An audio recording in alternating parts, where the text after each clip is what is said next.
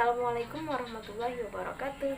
Halo anak-anak, apa kabar semua? Baik, perkenalkan nama Ibu Rahmi. Di sini Ibu akan menjelaskan suatu materi. Namun, sebelum kita memasuki ke materi, alangkah lebih baiknya kita berdoa terlebih dahulu ya anak-anak. Anak-anak sekalian yang Ibu sayangi, nanti Ibu akan menampilkan sebuah gambar. Gambar itu adalah gambar sebuah kulkas yang telah dibuka. Nah, pada saat membuka kulkas, apa yang kalian rasakan? Pasti pertama seperti ada gaya tarik-menarik. Kemudian seperti ada lem perekat. Ya enggak sih? Seperti adanya lem perekat. Nah, pertanyaan Ibu adalah mengapa bisa terasa seperti ada yang gaya tarik-menarik atau perekat di dalam kulkas itu sendiri? Nah, jawabannya adalah karena terdapat magnet. Baik, anak-anak Ibu sekalian, adapun pembelajaran yang akan kita bahas adalah materi tentang kemagnetan. Baik, Ibu akan memberikan gambaran tentang magnet itu sendiri ya anak-anak. Nah, magnet yang kita ketahui berbentuk bermacam-macam dan pasti memiliki kutub ya kan. Nah, jadi magnet itu sendiri memiliki dua kutub, yaitu kutub utara dan kutub selatan.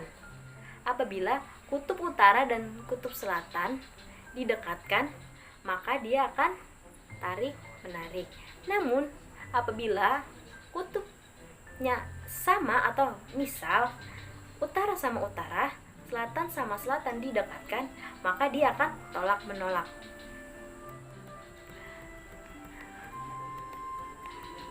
Baik anak-anak, Ibu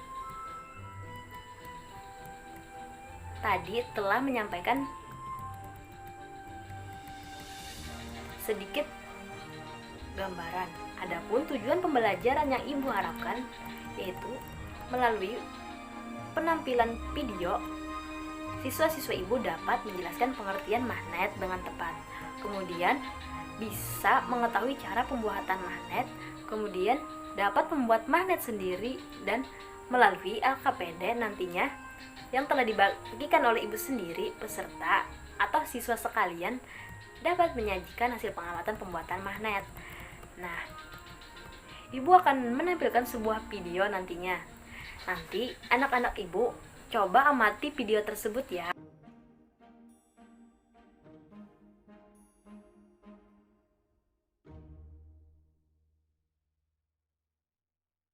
Subbab pertama yang akan kita bahas yaitu kemagnetan pada benda. Adapun yang akan dibahas yaitu bentuk magnet, bahan magnetik dan non-magnetik, sifat magnet, cara membuat magnet, dan cara menghilangkan magnet. Bentuk-bentuk magnet.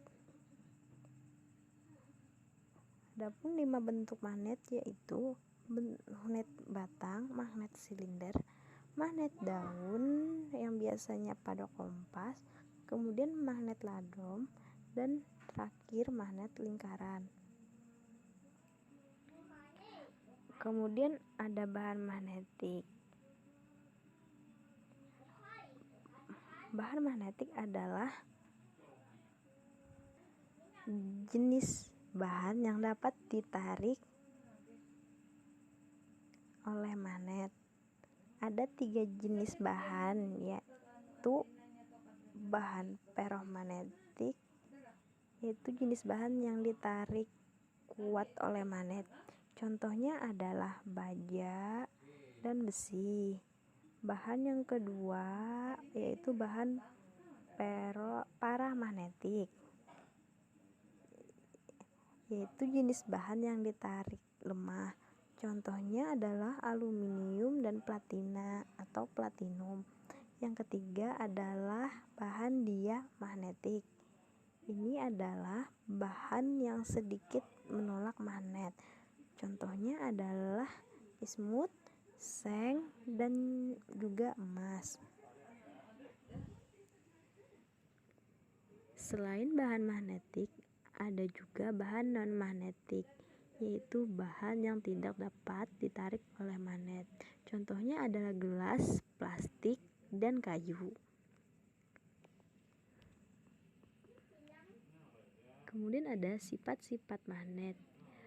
Magnet ini memiliki beberapa sifat, yaitu pertama, kutub magnet adalah kutub yang memiliki gaya tarik terbesar. Kutub magnet ini terbagi menjadi dua, yaitu kutub utara dan kutub selatan. Kutub utara berwarna merah dan kutub selatan berwarna biru. Nah, kalau misalnya magnet-magnet ini terbagi menjadi kecil lagi, maka magnet yang berukuran kecil tadi akan membentuk dua kutub, yaitu kutub utara dan juga kutub selatan. Nah, magnet ini disebut juga dengan magnet elementer. Kemudian sifat magnet yang kedua yaitu gaya tarik menarik atau gaya tolak menolak, atau disebut juga dengan hukum kemagnetan. Ini dia gambarnya ya anak-anak. Kutub yang jenisnya berbeda maka saling tarik menarik. Namun kutub yang jenisnya sama maka akan saling tolak menolak.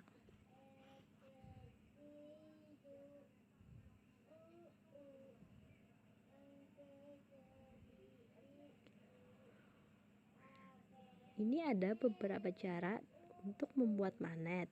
Yang pertama dengan cara digosok, yaitu digosokkan dengan cara terus menerus, dan digosokkannya yaitu secara serarah ya. Nah, jadi dia akan lama kelamaan akan memiliki sifat magnet. Kedua yaitu cara lain, yaitu dengan dialiri listrik DC atau listrik yang searah. Contohnya seperti paku yang dililit oleh kawat. Nah, kawat ini didekatkan pada kutub positif dan negatif pada baterai sehingga paku ini dialiri oleh listrik seperti itu. Nah, jika kawat ini dilepas maka sifat kemagnetannya akan hilang. Kemudian yang ketiga yaitu cara induksi magnet. Ini mendekatkan magnet permanen dengan ujung besi lunak. Contohnya kutub utara yang didekatkan dengan X ya. Nah, nanti ujung X ini akan berubah menjadi kutub selatan dan begitu sebaliknya ya. Nah, tadi anak-anak sudah menyaksikan kan video yang telah ibu tampilkan. Nah, sekarang apa sih yang dapat kita ambil dari video tersebut? Pertama itu kita mendapat pengertian dari magnet. Magnet sendiri adalah benda yang memiliki kemampuan menarik benda lain. Jadi magnet itu sendiri bisa menarik benda lain. Dalam pembelajaran magnet ada 3 cara dalam pembuatan magnetnya, yaitu dengan cara menggosokkan magnet, dengan cara induksi, dan menggunakan arus listrik. Adapun bahan magnetik itu sendiri terdiri dari 3, yaitu ada ferromagnetik, paramagnetik, dan diamagnetik. Adapun contoh paramagnetik yaitu adanya platina dan platinum, itu adalah contoh paramagnetik. Untuk ferromagnetik contohnya itu seperti besi, baja, kemudian adanya diamagnetik. Nah, diamagnetik ini contohnya itu seperti seng dan emas. Adapun contoh-contoh yang lainnya masih banyak yang bisa kalian temukan. Kemudian untuk non-magnetik atau bahan yang tidak dapat ditarik oleh magnet, contohnya seperti gelas, plastik, dan kayu. Kemudian di dalam pembelajaran ada juga namanya sifat-sifat magnet. Pertama adalah sifat kutub magnet. Nah, kutub magnet ini adalah bagian magnet yang memiliki gaya magnet terbesar.